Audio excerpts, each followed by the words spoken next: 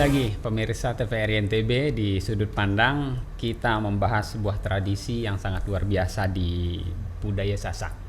Sudah kita bahas tadi di part 1, apa itu budaya.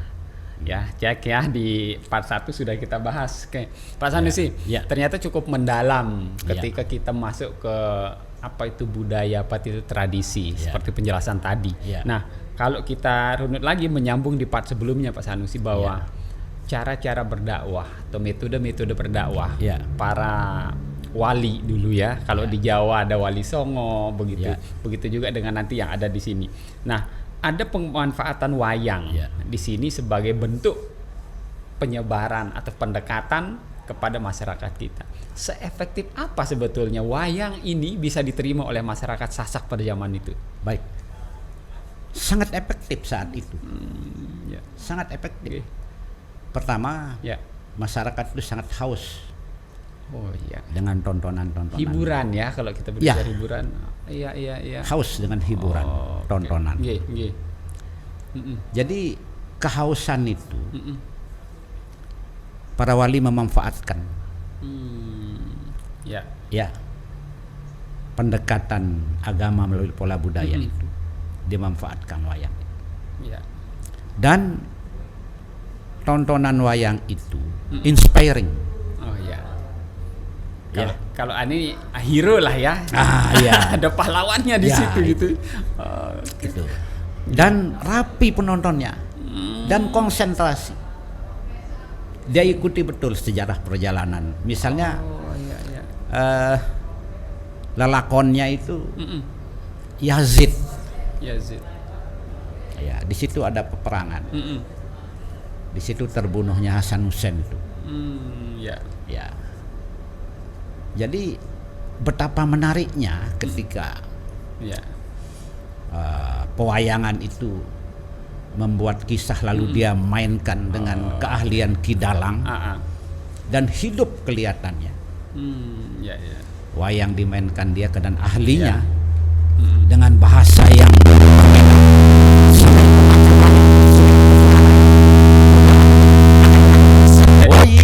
Kidalang ini. Kidalang itu.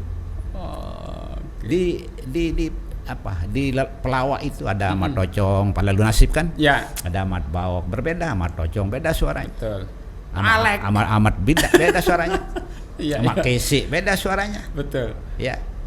Tapi sedikit orang yang memiliki kemampuan itu, berarti sedikit orang yang bisa berdakwah. Sedikit.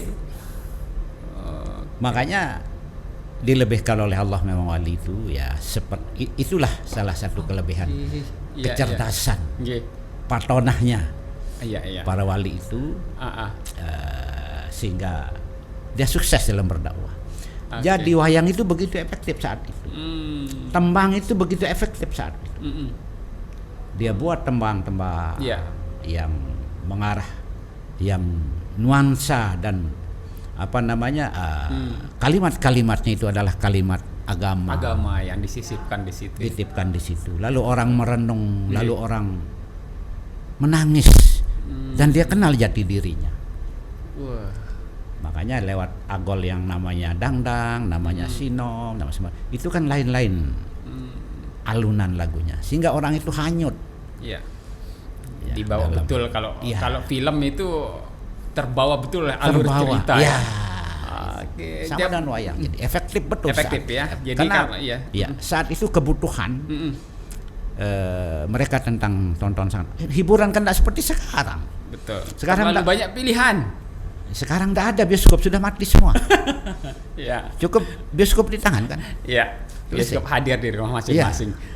Kalau kita berbicara ini Pak Sanusi, jadi kan penyebaran atau cara dakwah ini sudah masuk dengan pendekatan budaya di tengah masyarakat kita. Kemudian sudah berhasil nih Islam. Sudah mengajak sholat, sudah dari bersahadat, kemudian ikut melaksanakan ibadah-ibadah yang lain. Sampailah kita kepada bagaimana mengajak puasa Syawal. Ini kan setelah Ramadan ini udah jadi wajib umat Islam itu untuk berpuasa selama 1 bulan penuh di bulan Ramadan. Nah, masuklah ke bulan Syawal. Nah, bagaimana sebetulnya tradisi Lebaran Topat ini kok sepertinya disetting dulu, kok setelah puasa 6 hari Syawal itu kita lebaran lagi.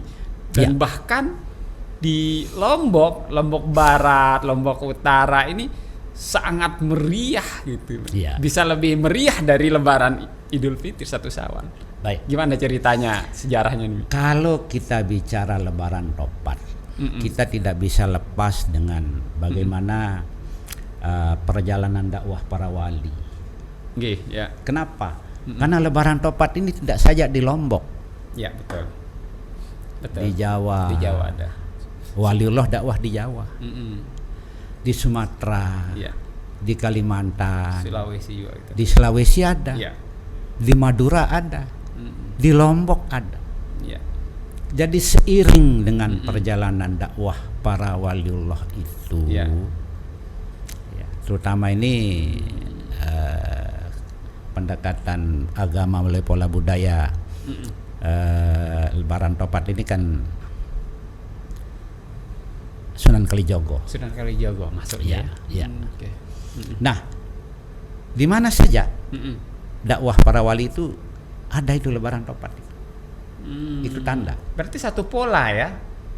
Di mana wali itu berdakwah selalu akan muncul nanti sebuah tradisi lebaran Topat. Ya, kenapa? Karena di situ ada pesan dari Topat itu. Simbol. Lalu ada filosofinya. Lalu nanti edukasinya ada. Wah, asik kita kupas satu-satu ini. Iya, penting ini. Mulai kalau kita berbicara sejarah. Kapan sebetulnya mulainya? Kita di Lombok ini kan seperti Tas bilang tadi itu kan seiring dengan perjalanan dakwah. Banyak pendapat berbeda, tetapi secara umum pada abad 15 itu. Karena gerakan dakwah itu kan Wali Songo sudah bergerak. Betul. Di Jawa bagian utara, selatan, barat dan sebagainya, bahkan ke Sunan Giri itu ke sampai Sulawesi dan ke Lombok. Sunan Prapen ke Lombok. Sunan Prapen. Nah, kalau kita melihat itu, jelas itu adalah metodologi dakwah. Lebaran Topat itu. Kenapa? Beliau-beliau itu kan tidak kebetulan memilih pilihan kata lebaran dan topat. Nah, ada dua di situ. Iya kan? Ada lebaran, ada topat. Iya. Tapi khusus kita di Lombok. Kita berbicara di Sasak. Di Sasak. Kalau di Jawa kan mau lebaran, mau lebar kan begitu. Tupat kupat kan ya. Kita di Lombok ini. Apa selebaran itu? Dan apa topat itu? Ini dua kata yang berbeda tapi membentuk satu makna. Kok identik lebaran Topat, tidak lebaran dengan lontong, tidak dengan bulayak. Betul. Di Narmada mungkin lebaran bulayak nanti disebut. Kemudian kita di Lombok Barat ini Topat itu nanti identik dengan olah-olah. Pasangannya. Betul. Kenapa tidak opor, tidak lebaran opor ya sebetulnya bisa karena itu yang selalu ada. Ragi rengo dan lain masakan. Tapi topat jelas mur dengan bautnya. Topat ini mur. Ibaratnya. Olah-olah ini bautnya. Yang lain-lain itu tambahan. Lalu filosofi sangat tinggi. Di olah-olah itu apa saja bahannya. Lalu topat itu apa saja juga bahan. Itu bukan kebetulan. Kebetulan yang betul. Kebetulan yang betul. Allah itu tidak ada istilah kebetulan. Tidak ada. Semua settingannya Allah. Cuma hanya ketidakmampuan kita. Lalu kita menganggap itu sebuah ngampahang. Padahal bukan. Kebetulan semuanya itu. Jadi begini. Mengapa pakai simbol topat? Betul. Topat. Kenapa? Topat yang menjadi pilihan dari lebaran dulu. Tapi sebelum itu, mengapa lebaran topat? Diawali dengan puasa Syawal kan? 6 hari. Lalu lebaran topat. tadinya lebaran beli namanya. Lebaran beli di 1 Syawalnya. Di 1 Syawalnya dan tidak boleh puasa kan? Ya. Nah, itu hari tasyrik. Ya. Nah, baru bisa besoknya bisa. Yang penting bulan Syawal. Bila bisa di awal, bisa yang penting bulan itu. Ya. Tetapi lazim orang di awal. Karena kalau di pertengahan nanti masa lebaran topat. Saya yang kancil kan mesak sendirian nanti. Iya kan? Gitu. Nah, diawali dengan apa? Barang siapa yang puasa Ramadan lalu melanjutkan dengan 6 hari Syawal, maka sama dengan dia berpuasa 10 tahun. Kalau tidak salah itu kata orang-orang alim. Nah, mereka kan tersugesti. Betul. Ya, tersugesti dengan bahasa-bahasa para waliullah itu tentu diambil dari hadis-hadis. Ya. Lalu dilakukanlah puasa Syawal 6 hari, lalu kemudian mereka berlebaran. Nah, lebaran ini disebut lebaran topat. Lebaran ini kalau bahasa Sasaknya lobearan. Lebaran, aran. Kalau lobe itu orang yang senang untuk menerima, seperti senang senang menerima ya. Ada kalau di negatifnya lobe tamak gitu ya. Tapi lobe ini dalam hal lobe aran itu orang yang senang menerima nama orang, itu letter luck-nya. Yang dimaksud di situ adalah orang yang senang saling memaafkan dari kawan-kawan yang sekian jumlah nama, sahabat, keluarga, handai tolan, tetangga dan sebagainya. Ya, loba itu biasa ini lebih banyak. Ya. Aran itu nama. Jadi lobaran itu kita mencari kawan sebanyak-banyak, keluarga, seluas sahabat untuk kita saling memaafkan, silaturahmi, sedekah dan sebagainya, banyak di situ. Banyak mana ya? Ya, bisa juga lebaran itu berarti lebur. Ya. Jadi karena diawali dengan fitrah, ya sudah suci, lahir batin di 1 Syawal. Ya, satu. Lagi melebur di situ, artinya apa? Karena Ramadan itu artinya kan apa? Pembakaran. Oke. Jadi sudah lebur, sudah terbakar semua. Oke. Sangat luar biasa. Nah, kita akan bahas di segmen berikutnya. Nanti lebih fokus kita akan ke tradisi Lebaran Ketupat tadi. Oke. Pemirsa TVRI NTB, jangan kemana-mana, tetap di sudut pandang TVRI NTB. Kembali lagi nanti setelah pariwara berikut ini.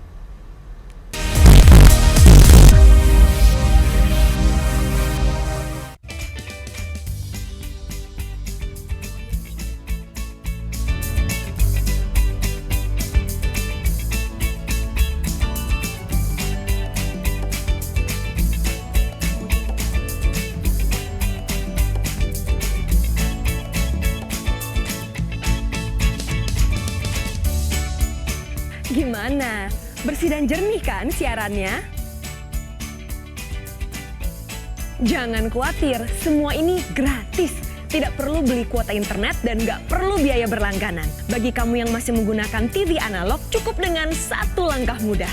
Untuk televisi yang sudah siap digital, cukup scan ulang siaran TV kamu untuk menangkap siaran TV digital. Banyak pilihan programnya, bersih gambarnya, jernih suaranya, dan canggih teknologinya. Ayo, kita beralih ke siaran televisi digital.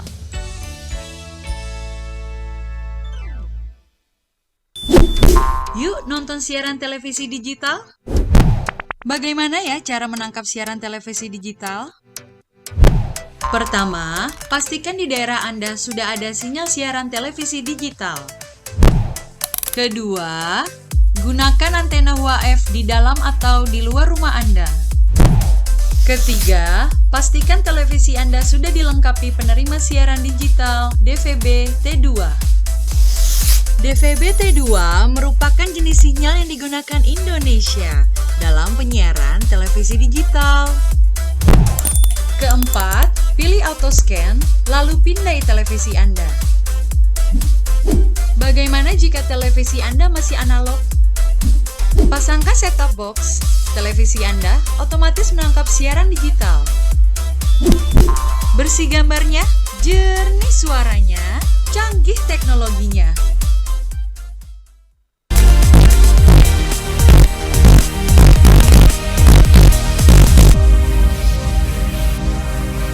Kembali lagi di sudut pandang TVRI NTB. Semakin mendalam membahas Lebaran Top 4, kita semakin tahu dari sejarah. Kemudian yang berikutnya ini adalah simbol. Pak Sanusi, kenapa memilih topat bukan lontong ini? Atau kalau yang di Narmada ada lagi bulayak gitu. Nah, kenapa harus memilih ini? Itu kan pilihan budaya. Budaya. Itu para waliullah itu kan menggunakan topat itu kan punya filosofi. Sasak ini kalau topat itu kan itu kan itu. Pat itu dari bahasa empat. Itu yang empat. Itu yang empat. Topat. Kalau Jawa kan kopat. Kopatnya itu artinya orang yang sudah mengakui kesalahan. Kalau di Sumatera itu tidak usah kita saling mengumpat. Arti topat itu kan. Bahasa Indonesia kan ketupat. Kita topat. Ya. Tompat. Empat itu apa? Sudut topat itu hanya empat. Itu filosofinya. Tentang nafsu. Manusia itu ada nafsu amarahnya. Ada nafsu lawamahnya. Ada nafsu mulhiyahnya, ada nafsu mutmainnahnya. Yang empat itu. Ya, amarah ini nafsu manusia yang selalu mengajak untuk berbuat keburukan. Amarah. Ego. Larinya ke negatif ya. Negatif. Ya kan? Ya. Kemudian nafsu amarah, nafsu lawamah. Mengajak orang untuk mengumpat, memfitnah, keburukan juga masih. Ya, masih negatif. Ya. Negatif. Ya. Baru mulhiyah. Ini terbimbing sudah mulai. Ya. Nafsu yang sudah mulai terbimbing. Ya. Baru mutmainnah, sudah dekat dengan Tuhannya. Ya. Sudah tenang dia, jiwa yang tenang. Ya. Ya, empat ini sudah. Empat sudut topat itu menggambarkan filosofi daripada nafsu manusia. Ya, makanya disebut bahasa Sasaknya busung. Kalau bahasa Indonesianya janur. Ya. Ada ustadz kita di Lombok ini mengurai bahwa janur itu dari bahasa ja'an nur. Artinya cahaya yang sudah datang pada dirinya. Karena dia sudah Idul Fitri, ya, Lebaran, Idul Fitri kemudian Lebaran, topatnya. Jadi filosofinya itu Ja'an Nur. Kalau Jawa memfilosofikan itu Jati Nur. Cahaya yang sudah jati pada dirinya. Jadi hawa nafsu yang empat itu dibungkus dengan jati diri, dengan nur yang ada pada dirinya. Itu janur. Kita menyebut busung. Busung itu kesombongan. Sudah, jangan lagi engkau sombong, jangan lagi engkau membusung ke dadamu, jangan lagi engkau menjadi orang yang riak, takabur, ujub, sum'ah. Kembalilah ke jati dirimu. Engkau sudah mendapatkan nur. Jati nur menjadi janur itu. Ya. Jadi dibungkusnya pakai janur, bentuknya segi empat. Isinya beras. Beras itu melambangkan nafsu. Beras itu melambangkan nafsu. Kalau dibungkus dengan jati diri itu. Jadi mengendalikan hawa nafsu yang empat itu. Dapat kita filosofi topat. Ya. Kemudian tadi beras itu simbol daripada material, isi perut nafsu. Ya. Kemudian janur itu adalah terbungkuslah dengan jati nur. Ya. Jadi sehingga simbol ini berarti sudah di pemaknaan dulu, berarti sudah dipikirkan betul oleh. Itulah yang saya maksud. Itu yang dimaksud dengan pendekatan agama melalui pola budaya. Jadi tidak kebetulan. Okay. Atau kalau sekarang tuh sering kita dengar, itu cocokologi semua gitu loh. Iya, banyak seorang yang bilang cocokologi mencari-cari. Dicari maupun tidak dicari memang begitu. Itulah pendekatan yang para waliullah itu menggunakan. Dan itu terjadi dan itu ada pada dirimu. Sehingga tingkatan-tingkatan ibadah itu ada ya syariatnya, ada tarekahnya, ada hakikatnya, ada ma'rifatnya, bahkan sampai mahabbah namanya. Luar biasa ini Pak Sanusi. Kalau kita berbicara Lebaran Topat ini ada juga dari segi filosofi. Nah, bagaimana filosofi Lebaran Topat ini kok jadi begitu melekat di tengah masyarakat kita gitu? Jadi begini, setelah mereka puasa 6 hari, lalu kemudian makan-makan dengan topat itu, memanggil keluarga, anak, istri, tetangga, diantarkan, sahabat. Setelah itu ziarah kubur. Kemana ziarahnya? Ke makam-makam para wali-waliullah yang dulu pernah berjasa dalam penyebaran Islam. Makanya kita di Lombok Barat ini biasanya ziarahnya ke Batu Layar, ke Loang Balu, yang kebetulan makom itu posisinya dengan di pinggir pantai. Maka ziarah dulu, baru dia sekali-kali kita ziarah sesini, kita main-main di pantai. Itu dulu. Nah, lalu sekarang ini sudah bergeser, tidak lagi ziarah. 75% mereka pergi berdharma wisata ke pantai pada saat hari ziarah kubur Lebaran Topat itu. Lalu melihat situasi itu, pemerintah memfasilitasi supaya tidak kacau. Nah, maka ziarah makam itu menjadi destinasi wisata. Lalu kebetulan di pinggir pantai, lalu pemerintah juga memfasilitasi sarana prasarananya, bahkan dibuatkan event. Bahkan jadi event, dan itu sesuai dengan perkembangan kebutuhan. Tapi sah-sah saja itu menurut Pak Sanusi? Loh, sah-sah saja. Itu kan persoalan perkembangan budaya, itu kan dinamis. Bagaimana kita stop? Tidak bisa. Kalau dulu orang mau ngecak, sekarang udah ada laundry. Kan yang tidak boleh hilang nilai. Iya kan? Kalau dulu orang tukang orah, tidak mau, sekarang disuruh tukang orah. Meses mau dia. Nah, suruh sekarang jadi tukang dengah, tidak mau. Bibi sister mau. Jadi, suruh dia jadi tukang pel, tidak mau. Kamu kerja di cleaning service, mau. Ada sesuatu yang bergeser ini, Pak Sanusi. Jadi dari masa ke masa, dan saya melihat ada sebuah fenomena seperti tadi. Bahkan mohon maaf, saya melihat kayaknya kita terlalu riuh, terlalu gaduh dengan tradisi. Mohon maaf, dengan tradisi-tradisi seperti ini. Misalnya kemacetan yang sangat luar biasa di Senggigi.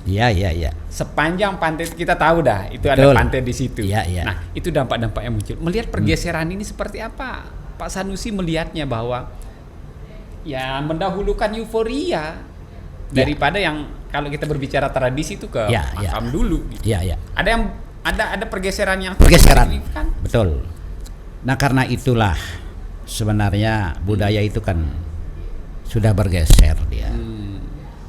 Karena bukan ziarah dia, wisata. Nah, mau kemana itu? Saya mau ke Senggigi, mau santai ini, bawa makanan.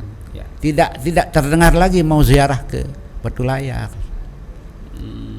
Saya mau ke Senggigi, mau ke Malaka, mau ke ada apa? Kedek loh, santai loh ini. Bukan ziarah lagi.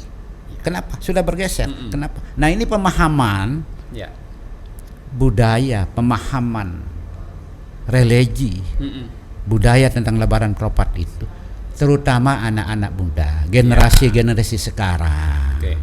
Lalu siapa yang salah? Kita cari siapa ini? Nggak perlu kita cari. Tidak perlu siapa yang salah. Nah, tugas kita Ya.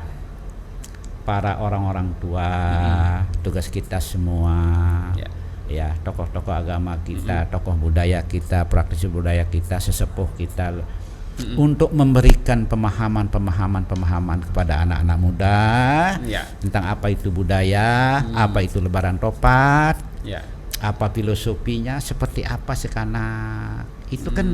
Nah, tetapi dalam hal ini pemerintah perlu menganggarkan.